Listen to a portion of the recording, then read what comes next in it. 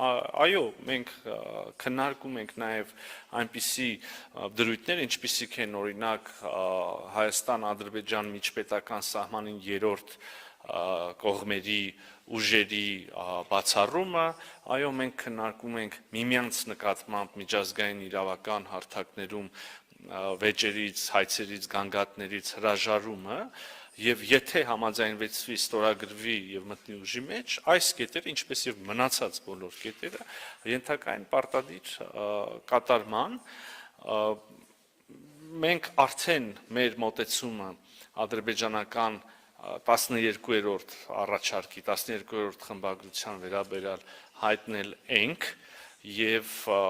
առաջիկայում հնարավորություն կունենանք ադրբեջանական կողմի հետ քննարկել այդ մոտեցումը եւ ընդհանուր առմամբ այդ համաձայնագրի ստորագրման, համաձայնեցման ստորագրման, վավերացման հետ կապված բոլոր հարցերը։ Մոտեցումները համապատասխանում են Հայաստանի արդի